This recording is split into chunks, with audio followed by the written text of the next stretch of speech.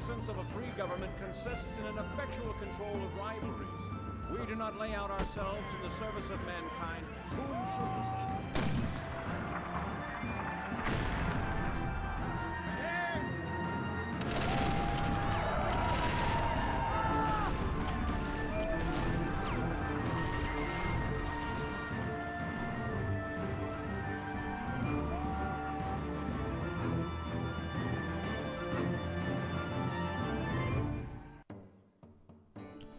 Hello everyone, and welcome to a new Let's Play. As you can see, Sid Meier's Civilization 4 Colonization. Keeping in line with the projected chronology arc that we have been following, we've finally advanced out of the Middle Ages with the end of the Crusader Kings 2 Let's Play, and we are currently moving into the era of European colonization of the New World. So I figured I'd start up this game and play through it to give a feel of what's going to be happening in the not-too-distant future, the updating of weapons and whatnot. So this will be a fairly short little playthrough that I'll be doing over the course of the Christmas and New Year holidays, just for some fun before we get into our next major long-haul kind of series and campaign. So we will be playing single player, play now. Obviously being the English, we have a choice here between George Washington of the English colonies and John Adams of the English colonies, the first and second presidents of the United States of America, respectively. All the civilizations have a basic trait. For the English, it's tolerant. You see both John and George have that trait, which means they have 25% fewer crosses needed for immigration. Basically, the immigration on this works based on religious intolerance in the home country, and so they need fewer people to, or fewer crosses for people to immigrate into the the New World colonies. George Washington has a fewer guns are required to arm the soldiers, 50% fewer weapons are required, so that's a very nice trait. John Adams expands very fast, and also racks up points needed to recruit founding fathers very quickly, and I'll explain all of this as we get into the game itself. But that's also a very nice trait. I'm just going to run through the other guys here, because we're not really going to be playing with them, but let's throw them up. The Dutch here, one, their market prices are less sensitive. You mostly earn income by selling stuff back to the home country.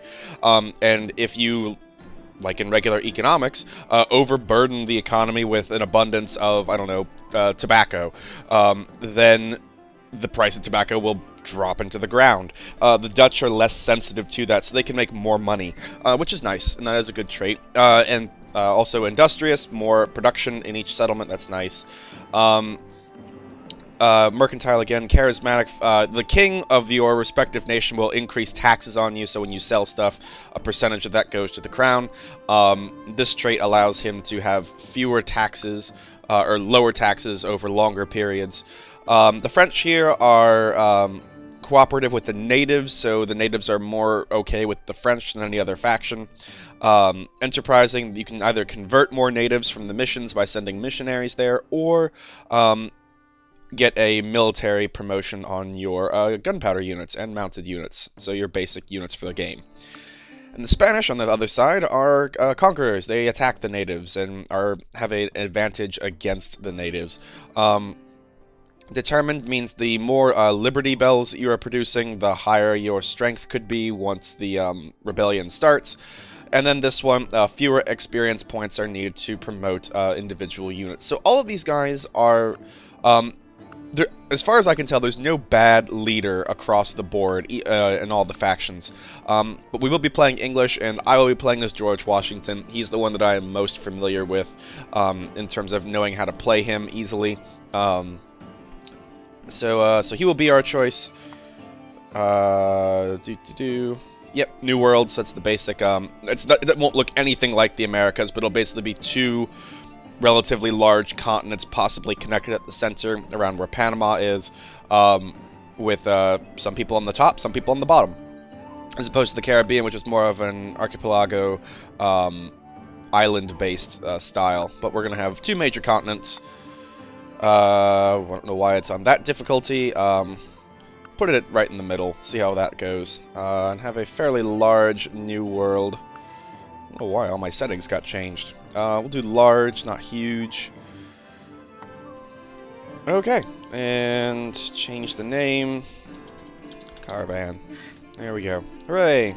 So we've got George Washington of the English colonies here, setting off into New England, and let's go.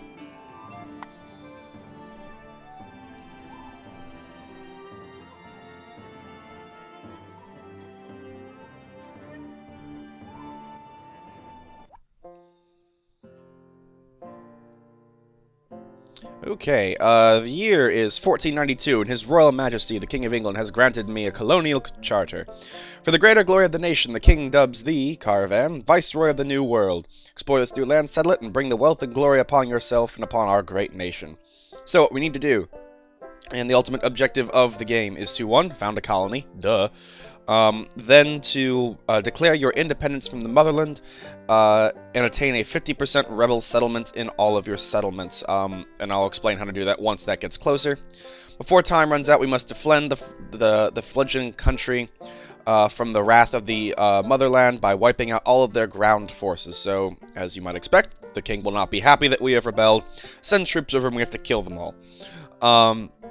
You must complete your revolution before any other European colony, so make sure that we win our revolution before the French, Spanish, and or Dutch revolt and win as well. So here we are on our boat. We've got 2 units here. We've got a soldier, which is a free colonist with a gun strapped to him, and we've got a pioneer, which is a free colonist with some tools strapped to him. Oops, I don't want that, I want the boat. So we will sail our boat toward, hopefully, what we will find as land, and land ho indeed.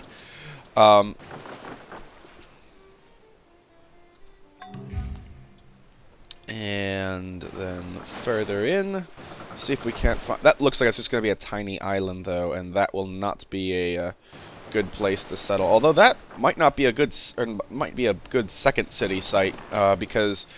You can increase your population by gathering more food, so we have 1 good food resource here, another good food resource here with the corn.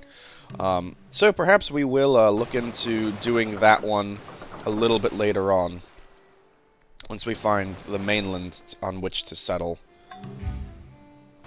Oh, there we go. There's some, looks like some proper land.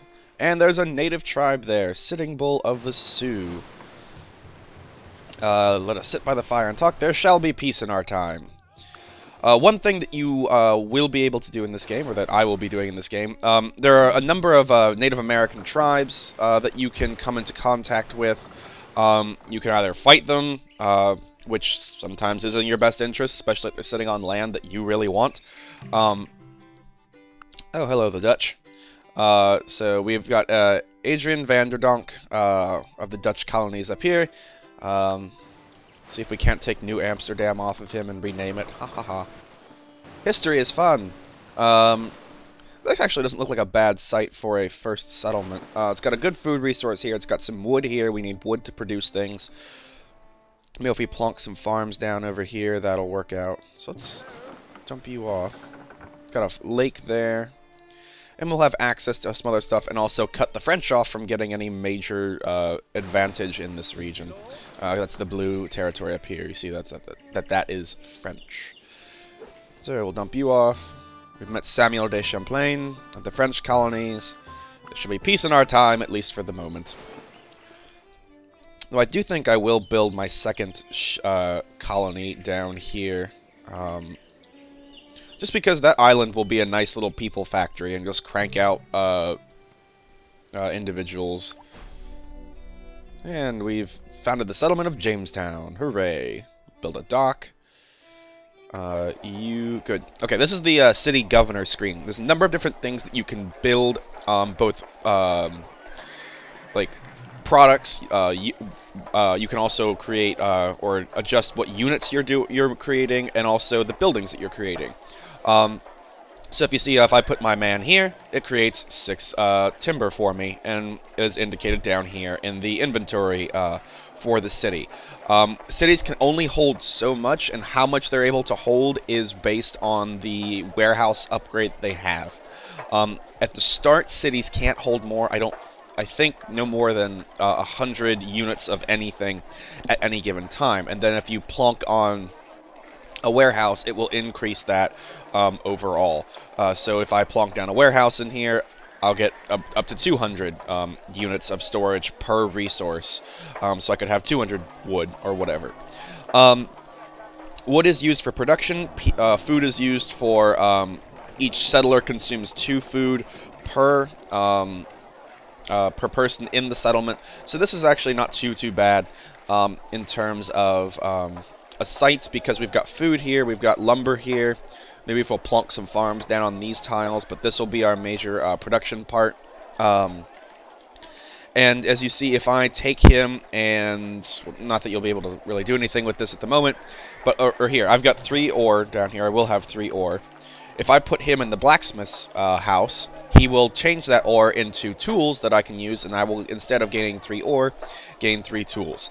Generally speaking, like here's your dividing line right down the center, and generally speaking, these raw materials over here, so wood, cotton, furs, sugar, tobacco, and ore, are worth less than the finished goods, and that stands to reason. So generally, you will be trying to sell off finished goods back to the homeland, not raw materials, although at the beginning here we might be selling some raw materials. I've chosen to build a dock because that will increase the amount of food we get from the water tiles here by 2. So that will go to 3, 7, and 6, or, no, sorry, 3, 6, and 5, respectively. So yeah, and we can also build tile improvements on the sites. So I'm going to build this, this lodge, and as you can see, if I build that over here on the left, it gives me +1 wood on the tile, +1 furs, and it will cost 20 gold and take 10 turns. Totally worth it. And our ship will go around scouting for a little bit, and we will end the turn. France got a really good spot there with those 2 fish, and yeah, that's not too bad at all. This spot actually might be the better one down here, because I have access to more food. Also, if I plonk a mine on here, I can start pulling silver out, and silver is a raw material, but it is worth, I think, 19 or 20 gold per turn, or per unit of silver, so that can be very lucrative if it is used well. Down here might be a good city site as well. We've got some tobacco resource and some sugar resources, so we might look at expanding this way, maybe plonk a city here and use that for the sugar, then maybe one up here hopefully and use that for the tobacco. We got a person, because of the unrest in the homeland, we've gotten a colonist who is an expert lumberjack who will give us double lumber production on each of our lumber tiles. Hooray! So we're going to go get him with our boat. And sail him to the New World, and then take this guy. Let's see if we can't... This lumber, by the way, changes into production. So we're now producing 4 production as opposed to 0, and as you can see, that increases the amount of... or decreases the amount of turns it will take to build any one thing. Alright. This is one of the things that can happen. The king will send a messenger over and say, hey, give me X amount of your money. It's normally a percentage of whatever amount you have. If you pay it, he's happy with you, or rather, not angry with you. You can see it's expected. Or I can tell him to stuff it, and that will make him angry with us. I'm going to pay this. It's only 60 gold. I know it's like 75% of what we have, but in the long run, 60 gold isn't going to mean that much. So here you go. You gotta. That's how you feel like you got to be, then whatever.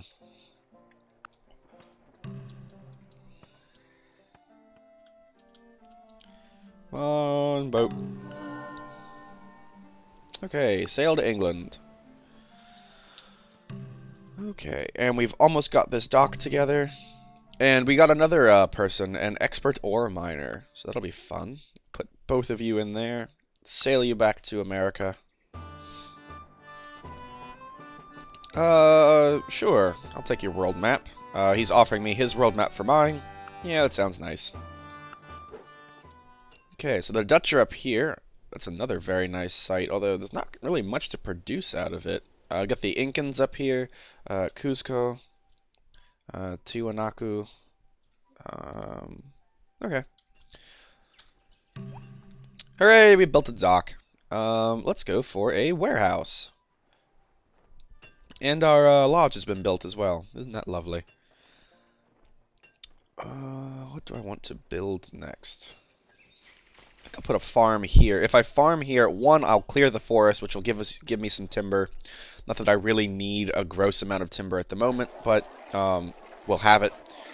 Also, this settlement, these two tiles will have more production more production of resources because they're next to a freshwater lake, which will irrigate it and produce more stuff. Sure. Sure, why not?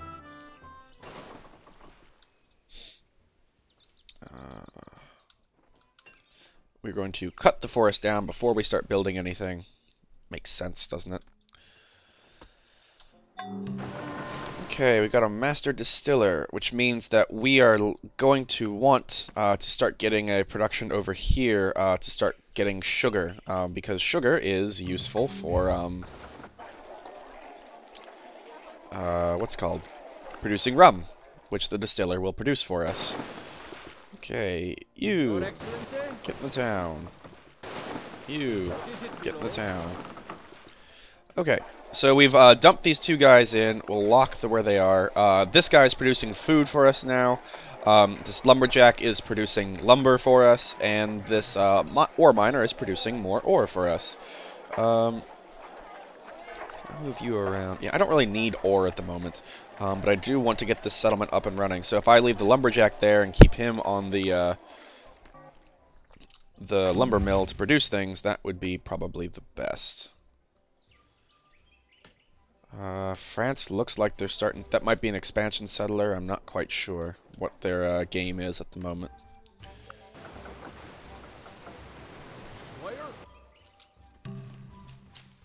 I really hope it's not, because that's a really nice settlement site over there, and I really hope they're not trying to steal it from me. They might just be wandering him off into the wilderness. Nope, nope, they settled. Well, damn. So I might want to start expanding. Yeah, they took right there, which is a good spot. I would have settled it one over, though I don't know what's in this black territory, because I could have just focused this one on sugar production. And this one would have been tobacco production. So we might be going to the war with the French. Not soon, but in general. Let's go for a...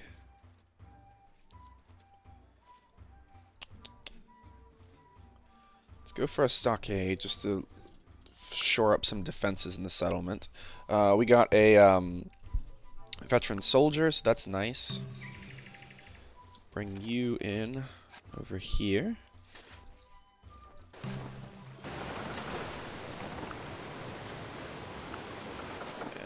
And dump. Let's see, what can we pick up? Let's take this lumber and ore. It's not going to give us much money, but it will give us some money, which at the moment is preferable to none at all. Alright, I want you mining ore. I want you on that fish. There we go.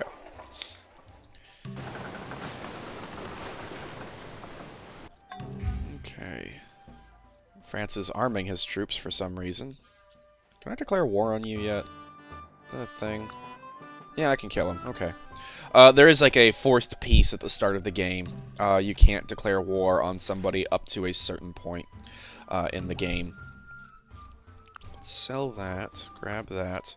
Ooh, I would very much like this scout, so I can start exploring the island properly. So let's take you guys back. Hello. Okay, so we've got you. Let's go for a... know what I want to start doing in this settlement. Because see, what are the resources? This is largely producing production, food, and a little bit of... This could be a good cotton farm. For now, let's go for the lumber mill, because that will increase our production in the settlement, which is nice, I should say. Put you there. You come down. Okay, you, my friend, are going to go on exploration missions. You are going to get off the boat, guard. You I want on the boat. Get in there. Lock. Then you are going to come down here and dibs down here. So I don't think anyone's really going to mind if we take that. Hey! We got experience. We explored some ancient ruins up here. So now I can promote him. I'm going to give him better exploration ability. Ooh, God, that looks nice. If I take that. Let's have a look here.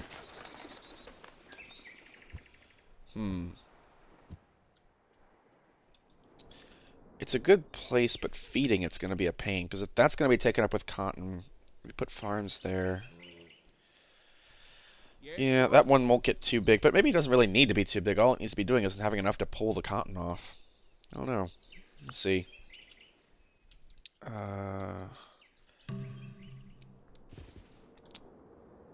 And you, Mr. Man, you hop off there. You head back to the homeland to pick up another guy, because by the time you get there, there will be another guy.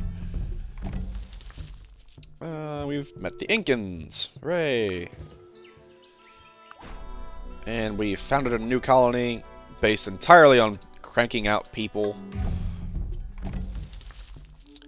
Very good. Okay, so when you explore the villages of the various tribes, they will give you presents if you are the first one there. So they have given us a treasure, which is worth 780 gold, which is very nice. And that will be a nice little increase to our coffers. Up here as well, one of the founding fathers has joined the Dutch. If we go up here, you can see what the founding fathers do and their various traits that they have. There's some for exploration, religion, trade, military, and politics. Each with their own benefits. No real drawbacks, just having as many as you can would probably be the best, but they do cost points in whatever you're wanting them in. So exploration, you get those by exploring, surprise. Religion, you get those by producing crosses. Trade by selling things. Military by fighting. Politics by just the generic politic points that you can have. Those you get by producing them with Liberty Bells, by putting people in your town center to produce those for you. Okay.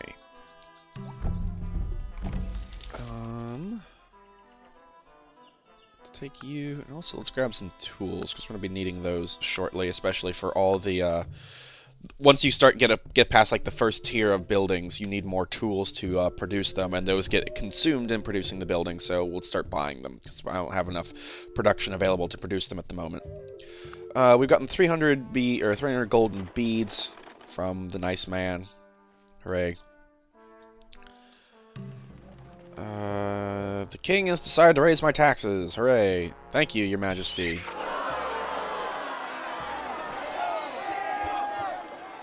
So our people are not happy about that. Oh my god, no. No. No, I'm gonna deal with you being angry at me for that. Because I'm not giving you the money at this point. Okay. He's asking if I want to sell the treasure to him, and he'll give me half the price to take it back to England. Nope. I'm going to hold on to it until I can make boats that can actually do that. Which isn't going to be too far off in the distance, I don't think. Let's see. Huh. Might want to start looking at putting another settlement down, but I'm not quite sure as to where yet.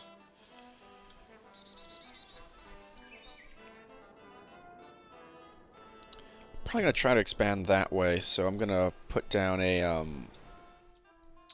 what's called road here.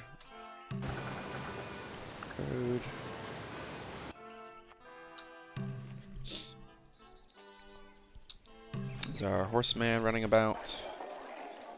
Okay. We've hit the cap limit there. We've got over 200 storage, so let's start producing that. There's Plymouth producing food like it's supposed to. Let's see, you can produce fishermen. So what I might do, not might, but what I will do, is one, talk to this guy. We've met a new tribe. That's nice. A founding father has joined, Adrian Vanderdonk. Really the only, he's from the Explorer panel. Really the only person that I find to be of any worth in that one. He's good. He's good. These are kind of trivial guys, I think. Most of the rest of them. Extra movement could be nice. This is kind of okay.